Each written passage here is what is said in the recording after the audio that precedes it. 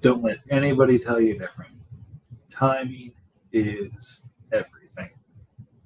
And these days, timing is a tough thing to come by. Time itself is a little constrained at the moment. It's gone from kind of flexibility for every day for me to jump on and do a podcast, sometimes multiple times a week, to Wednesday night kind of being the only time I can do these. Um, so that's been tough. Um, but also, that means that things like massive Category 5 hurricanes coming across the state of Florida and all across the South 2 weeks after one just hit um, makes having guests join a little bit more difficult. So, um, BS introductions aside, any of y'all living in Florida or along this hurricane's path, stay safe. I care about you guys. I love you guys, despite the fact that sometimes we drive each other crazy. Um, at the end of the day, this is um, a group of folks that I truly care deeply for. So I want you all to be safe. I want you all coming out of this as unscathed as possible. And I look forward to many more years of harassing each other about a fake football sport that we all take entirely too seriously. Um, but timing also matters a lot in terms of when things happen in our league. Obviously, those first 4 weeks are quite critical to competing. Um, the reason this is called doubling down is I intended to record this last week. But again, couldn't get folks to join because Wednesday nights were busy for folks. Um, but nonetheless, that was the end of our double headers. And with 8 games down, some things had kind of separated or made themselves clear in each of the divisions. And I'd say after our first single header week, not a whole lot's changed massively. So I'll go through kind of division by division and whether things are standing where at least I thought they would be or others thought they would be. And then some of the moves that have happened of people repositioning themselves, either doubling down on their position that they're still going to be going for it, or people taking a look at the flop and saying, you know what? It's time to save some chips and go back in for next year. And then there's Bill changing his mind 6 times as part of the process. But that's why we love him. So anyways, I'll just kind of go division by division here. It's just me, Vikings, tonight. Again, I know Eagles is in the path of the storm. So like I said, I hope he stays safe. And everyone else in the path stays safe. So those who are elsewhere, please enjoy. And hopefully I don't make too much of a fool of myself and some of these hot takes or opinions.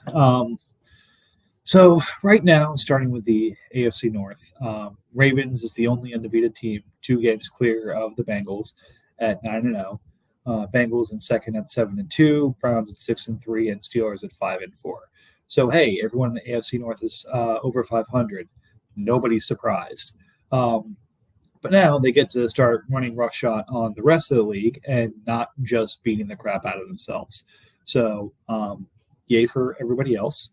The AFC West just lost their minds because they had to deal with the craziness that is playing the AFC North. But I think some are stronger for it, and then there's Bill. But that said, Ravens is dealing with their own dose of challenges. They lost Tua and have had to replace them with Sam Darnold. I think he's going to be on a bye after coming back to earth a little bit in London and continuing forward there. But again, some other positioning here, but everyone in the division's doubled down. Nobody's ready to fade away. No one's ready to fall to the backdrop. Even Steelers is trying to add more and be ready for the next time he's got to go against these guys to pick up a few more games. So in terms of last week's results, we had, let me find them here. The Ravens, oh man, having their way with the Chargers, man, that's not fair. 252-76, like, be reasonable. I see why Bill got a little bit downtrodden there. Chris going about 100 points clear on him, even though Bill put up 192. The Chiefs getting the lone win for the AFC West against the AFC North, and then the Steelers beating up on the Raiders. So, again, 3-1 against the other, I'd say, very competitive division in the AFC. definitely has some folks thinking twice here. We saw Raiders, we saw Broncos both starting to potentially sell things and start repositioning with some trades based off of some of the updated trade baits involving Raiders pieces. I have a feeling that those may be on the move, or at least attempted to be on the move here sometime soon. And I don't think they have picks anymore, but clearly the AFC North are buying. So again, 3-1, and at least the Steelers picked up a game on the Browns. But that said, nobody here is running away anytime soon. Moving over to the AFC South, Titans still in the lead there at 7-2, as most folks expected. Texans hot on their heels at 6-3, I think, as most folks expected. Jags are hanging tough at 4-5. Their trade bait indicated trying to move towards next year, but I'll tell you what, right now, having Mahomes and having Kyren Williams and having some of the pieces he has on offense with a functional enough defense, not lighting anyone on fire, but he's going to definitely beat some of the bad teams. It's he's going to have trouble tanking with us, and the Colts, yes, in that unenviable position of being 1-8, and having that win, even though he's trying to build up some losses here. So that said, Texans is looking to make some moves, trying to trade out of Aiden O'Connell now that he's back in a starting position. I'd make an offer, but seeing as I'm the team who traded him to Texans, I can't. So, somebody go buy him so I can buy him from you, even though he really doesn't do a whole lot for my tank. It's just a player I like. And Titans, again, trying to add pieces here as well. 7-2, and he's at the top of his division. That's all you can hope for. He's 2 games shy of the 2 undefeated teams in the AFC, so I don't think he has any delusions of trying to get that 1 seed, barring complete pandemonium. But I think he's just kind of not sitting tight, but consolidating his gains with the opportunity to position himself for the postseason, assuming McCaffrey is able to come back. I think we get some news that things are going sideways for him. We'll see Titans become a little bit more active in the trade market. I think the asset that is Christian McCaffrey is a very tantalizing one for the coming year. So we're going to have to see how things develop with him. If he goes out for the season, seeing what he would fetch in a trade, considering his age, the type of injury, and the mileage on him as a running back, will be a fun point for debate. In terms of how things went last week for them, the Titans squeaked by the Bills by 3. That's going to be one to keep an eye on from a scoring change perspective. Texans doubled up the Dolphins plus a little bit. The Pats squeaking by the Colts 155-95. Definitely not challenging for the lowest score on the season, but kind of feels that way. And then Jets and Jags, Jets clearing the Jags by close to 100 points. So nothing earth-shattering there, except for, again, the Colts losing 3-1 of the South against the East. And I think most would expect the teams that won to have won. Although definitely the Pats pulling the 155 without really the quarterback at this point continues to probably amaze most. But hey, he's continuing to build based off of how he wants to with youth. As these players come into positions where they're going to have more of an impact and start scoring a little bit more, that's going to continue to help his team go a little bit more up the standings and make. I don't think he has his first this year. I could be wrong, but assuming that's correct, making not having that first a little bit easier to bear. Moving over to the AFC East. Look, we all knew it was the Jets and everybody else. We might have had some hot takes about other teams really being involved in this division, but really it's not. It's the Jets at 9-0. the Bills and Pats at 3-6, and the Dolphins doing their best to keep their scores as low as possible.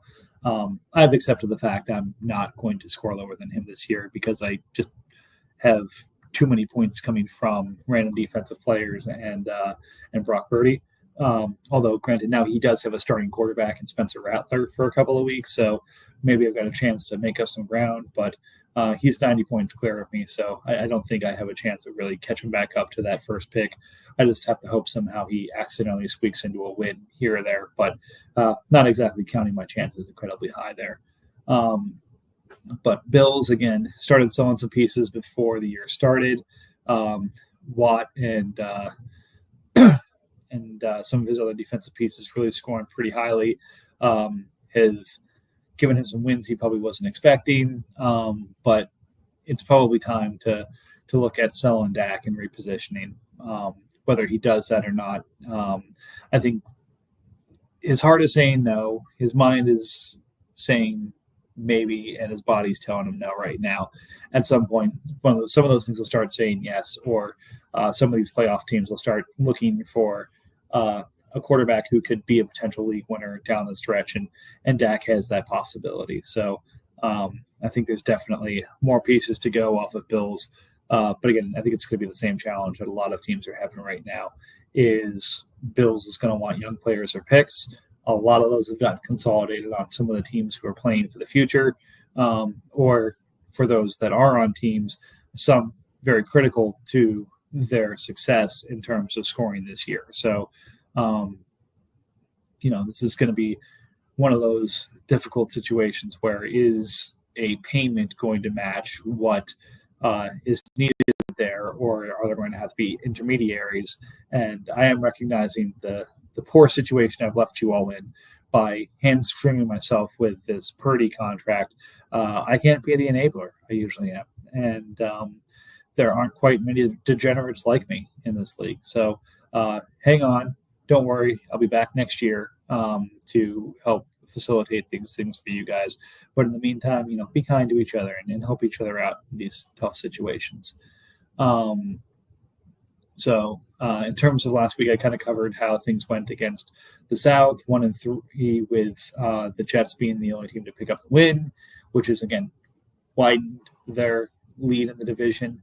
I think if they win and everyone loses out again, I think that might actually clinch the division for the Jets. I don't think it actually does, because I think if they lost out and Bills or Pats won out, there would be a chance. But for all intents and purposes, we know this is over, and the Jets are basically just trying to hang on, potentially get that 1 seed because of the bye weeks that his Texans are going to have to face early on in the playoffs if he's not careful. Moving over to the AFC West, as mentioned, this is a bit of a downtrodden division this week because of a tough matchup against the North last week, going 1-3 with the Chiefs getting the 1 win, allows him to pull even with the Broncos at 5-4.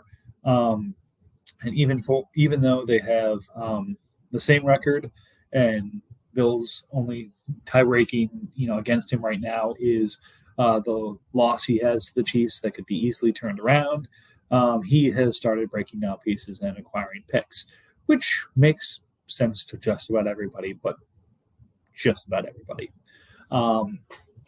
That said, Goose has not hesitated to continue to be Goose, flipping the waiver wire all-stars that he's been picking up, either not outright dropping them and saving the cap space by pairing them up with a 5th-round pick, or pairing 3 of them up for a future 4th-round pick, as he's wanted to do, or flipping guys who have performed well but have been injured reserve for their potential replacements or point scorers coming from some of these tanking teams. So Goose is never not shopping, and it shows. 12-19 in terms of points for has him in pretty elite company for the year, except here in the AFC North, in which case everyone has that.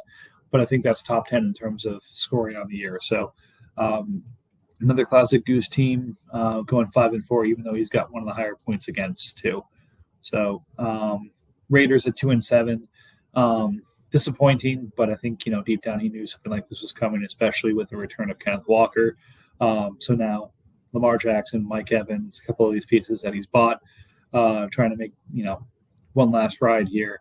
How can he break some of these pieces down, especially considering some of the contracts that are on those players? So I'm excited to see some teams get creative here and some major pieces get moved across teams.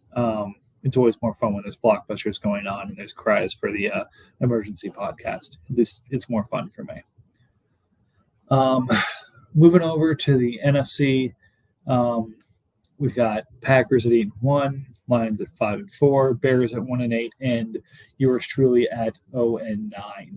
I am proud to be probably the first 0-9 team with less than $1 million of cap space. That's a lot of fun. Let me tell you, I went to go try and pick a guy up off waivers at mid-salary last week and couldn't even do that. But, some guys are going on IR, so who knows? Maybe I'll pick up 2 guys this week. Could be fun. But Jeremy at 8-1, we talked about his team aging a little bit, again, it's good to see him on top of the division for a year.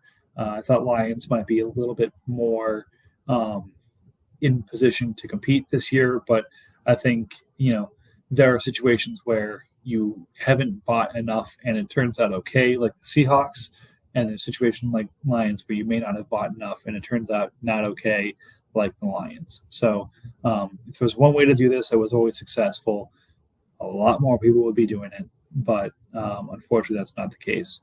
But Bears is in a nice little situation considering Fields' mini resurgence in Pittsburgh and a couple of other pieces he's been able to flip around here through the trade market. He unfortunately had to saddle himself with a win and has got at least 40 points more than I do.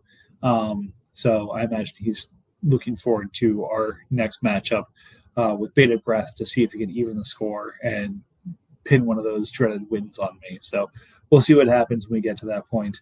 In terms of results last week, we had the NFC West. The Niners had their way with me by a good 70 points. Lions close to doubled up the Cardinals. Packers beat up on the Rams by close to 50. And Seahawks, again, doubled up on the Bears. So let's see, 2-2. Lions and Packers carrying the day against teams kind of rebuilding in the West. Niners and Seahawks beating the bottom dwellers of the North. Again, I think a shock to nobody there. Moving along to the South, Panthers is pretty securely at the top of the division right now by 2 games. Falcons is having trouble scoring because did not convert many of those offensive pieces to defense, like everyone kind of said. Buccaneers has had some really bad injury luck this year, but considering the number of teams that are competing in the NFC this year, you still got a pretty good chance. Saints, again, continue to position themselves to rebuild, being quite active in the trade market, continuing to buy interesting pieces and then flip those around for other interesting pieces.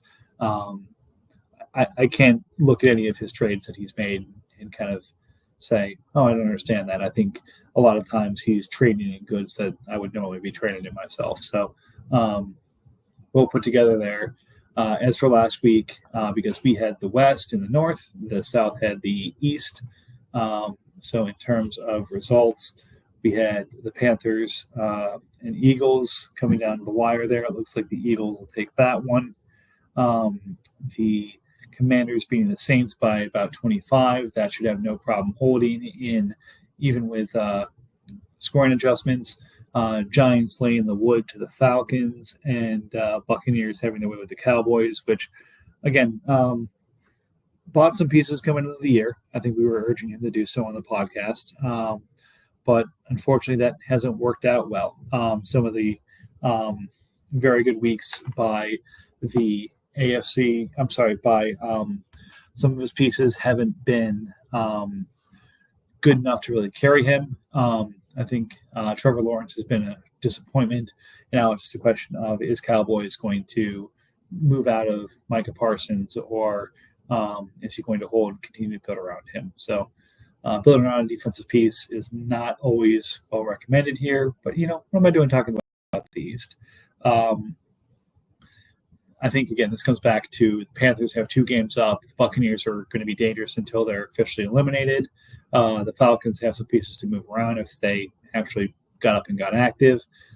So, again, it's not over yet, but a 2-game lead at this point in the season is a pretty impressive one and tough to catch up on. Moving along to the East, Eagles are undefeated, have the 3-game lead on the Giants and Cowboys. I talked about Giants and Commanders. I talked about the Cowboys a little bit earlier.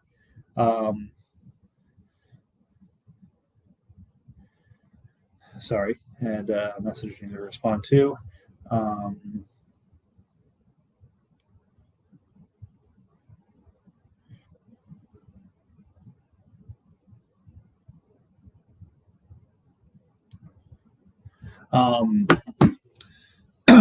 Again, I think, as Jeremy had said, for those still trying to position for a 1 seed, having the Eagles lose a game would be nice. But again, they were able to squeak out that matchup with the Panthers. Again, that's as of right now. Scoring changes could potentially adjust that. But again, that's a large item to overcome unless they accidentally change some sacks or half sacks to, full sacks, etc. They're sitting in a good situation there despite some bye week players that they had.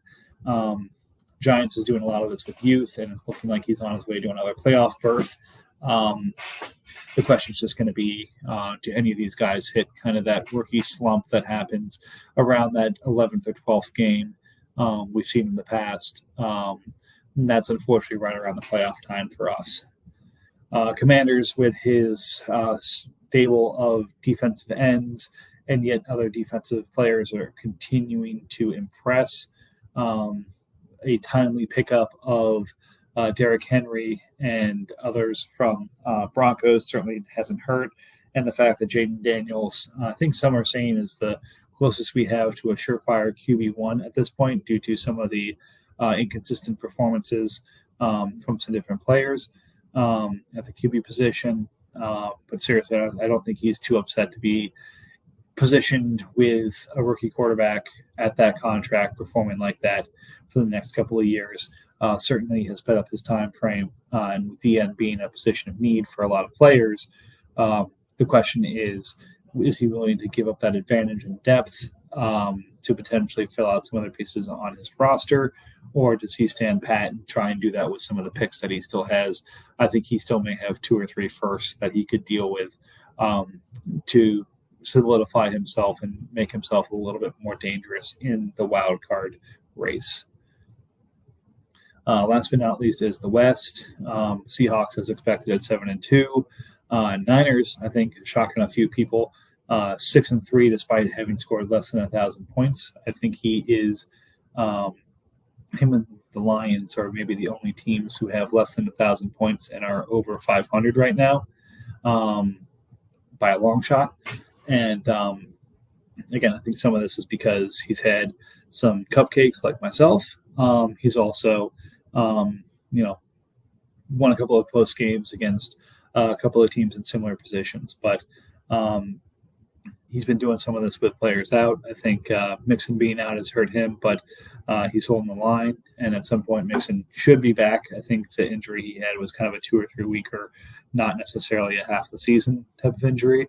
Losing Nico was a real blow, but I think if you wanted to move off of Nico and get another productive receiver, there would be more than a few teams lined up to try and take advantage of that.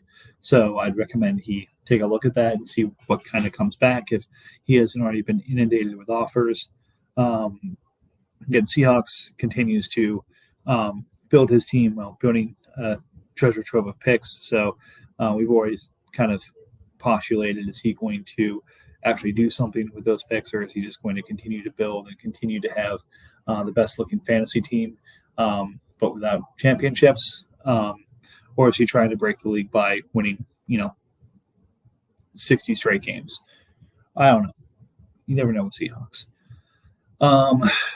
Rams, again, tore down some pieces. I think some said maybe a little bit early, but again, is well positioned going forward. And Seahawks at 3-6, invested in a couple of really strong youth pieces as part of his rebuild this offseason. Unfortunately, I think some of that has led to a couple of unwanted wins, but those are cornerstones that he's going to be able to build around. And again, 530 points is not that he's setting the world on fire. That's 8 points a week more than I'm scoring. So not unheard of, but because of the wrong matchups, he's at 3-6 while I'm at 0-9. And again, we covered that they were up against the North this week and had the mixed results. So with that said, I think things are, for the most part, as expected. I think maybe the Panthers would be the biggest surprise. I think maybe a stronger showing by Falcons or Buccaneers is really the biggest shocks to the system. The AFC West having the two leaders at 5-4, considering they were in that race for the first seed last year. And then probably not a massive shock, but the sheer gap in terms of the lead that Jets has on the rest of the field is probably surprising to some. So that's kind of the overview of what I've got from around the league here and some of the results from last week. We've got about 40 trades that have happened, and next time I've got some guests on, I'll look to review a couple of these maybe with them, see if there's any that they wanted to weigh back in on. But I think going back to Thursday, the 19th, we had Keontae Ingram moves, I think, a theft or just somebody take him, please. Trey Palmer moving to the Bears for Deontay Carter, a couple of fourths and a couple of fifths. Thomas Booker for John Kaminsky in a fifth. Like I said, Goose going shopping, attaching players he doesn't want anymore in a fifth for a player that might be useful. Saints picking up A.J. Terrell for a fifth. Ravens picking up a fifth for Jalen Brooks. As mentioned, the ill-fated Commanders and Broncos swap of J.K. Dobbins for Derrick Henry and Tyler Lockett. I mean, talk about your bad timing. Dobbins is coming off two wildly impressive games and maybe a downturn, which is an opportunity to buy. After that, the first 2 weeks of going for 266 yards and 2 touchdowns on 27 carries. He goes for 76 yards on 29 carries, a little bit more involved in the passing game. But this has been a rude awakening for J.K. Dobbins after what looked like a pretty exciting start to the season. And then losing Derrick Henry and Tyler Lockett, their points the last couple of weeks, definitely a blow to the Broncos and a boon to the Commanders. Dolphins doing everything he can to get some of these points off his team. Traded Cam Akers and 2 probably later seconds of the Chiefs and the Baltimore Ravens for the Jets 4th rounder in 25, the Ravens 26th second rounder, and the Broncos 26th second rounder. So basically picks up a 4th and moves everything back to 26 for those seconds. I know he's trying to do that, but nice little pickup for the Saints, especially considering Akers rolled the last couple of weeks. Again, turned around and traded a 1st and 2 seconds for Michael Pittman. At the time, I thought it was maybe a little bit low. But then Pittman flashed again with Flacco and now is apparently headed for the IR. So who the hell knows at this point? Chargers signed Emmanuel Wilson for Justin Jones, Victor Nkdije in 2 fourths. A couple of special teamers trades, a punter for punter and kicker for kicker. Shame on you all. Giants, Nick Bolton and L'Jarius Sneed to the Pats for Chauncey Golston, Von Miller, Trent Simpson, and Trey Brown. Look, Bolton's having a great year. I won't say anything about that, but Trent Simpson seemed like he was finally pulling it together. So I think this is a classic build out the team Giants type move. Although the best player in the deal probably was Bolton going to the Pats. Mentioned Chiefs buying Booker from me and him going directly to the Buccaneers. So again, Goose buys, he tries, and he finds a way to get them off the team. Back-to-back deals for the Eagles: Christian Barmore, William Golston, a third for Jonathan Mingo, Deshaun Hand, Victor Nkandije, and a fourth. And then Gerald Everett and Keanu Benton for Marquez Valdes-Scantling, Austin Hooper, and a fifth. So Eagles trading a lot of defense for offense there. That's usually a good thing to do in this league. Don't know what more to say than that. And considering Buffalo can't figure out who the number one receiver is, it could be Valdes-Scantling 1 week, and that's a nice thing to have for the price he's paying here. Chiefs giving away LeBron Ray for free to the Panthers. Darnell Savage to me for Javonte Jean-Baptiste. Then another Dolphins back finding himself in a position of opportunity.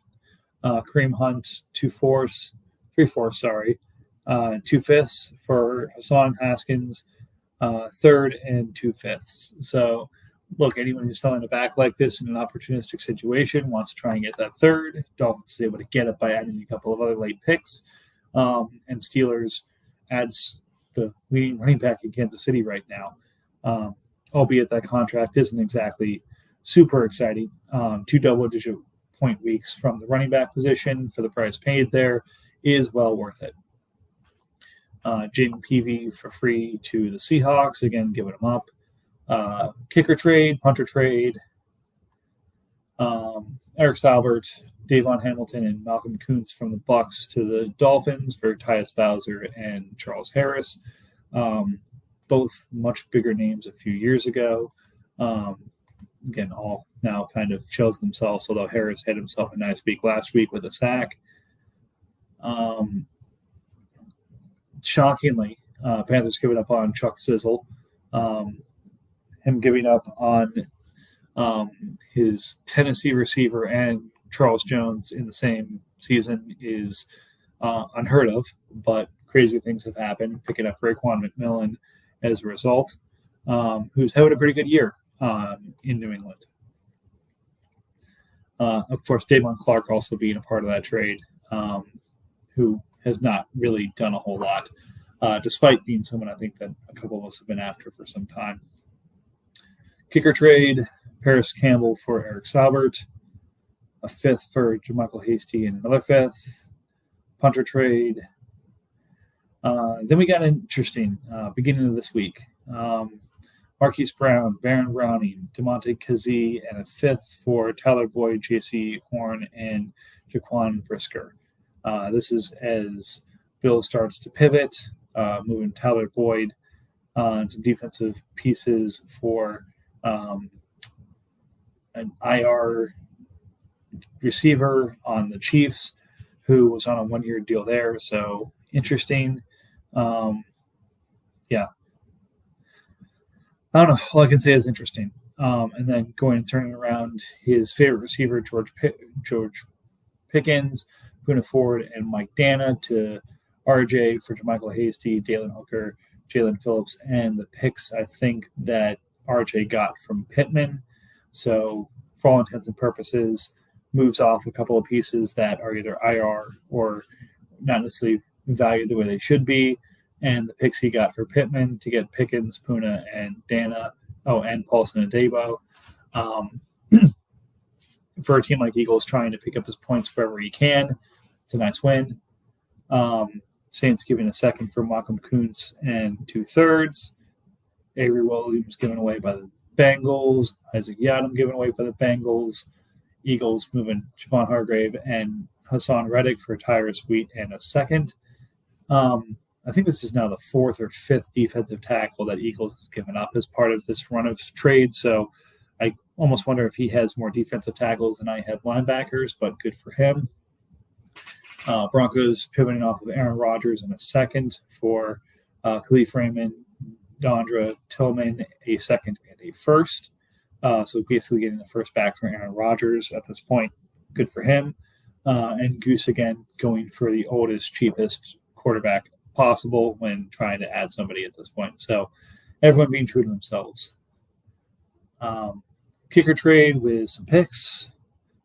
KJ Osborne, Marquez Valdes-Scantling Nkandije for Kohler and Floyd Fatakusi. I mentioned Ekubom being on IR for the Chiefs, him getting swapped for Dwan Smoot. Seems like a win-win there. Dolphins moving off of Evan Williams for Eric Murray and a fourth, punter trade, and a corner trade. That's 40 trades. That's around the league. I think someone may have messaged me to try and join. Sorry I missed that. Just tough to monitor everything when you're kind of flowing by yourself here. But 35 minutes, not bad for a solo pod. I think we're usually in the 5 to 15-minute range. So hopefully there's something to tide folks over. Again, I hope everyone in the Florida and Gulf area affected by the hurricane is staying safe. And take care of yourselves. And 'tis the season to kind of make some of these positional movements to get down the stretch run. So I hope everybody is able to, take some time to take a look at things and do what you want to do with your teams here. Let's get creative. Let's have some fun. And the big trades make everybody happy. So let's spread some joy. Enjoy the evening. Enjoy the week. We'll talk to you next week.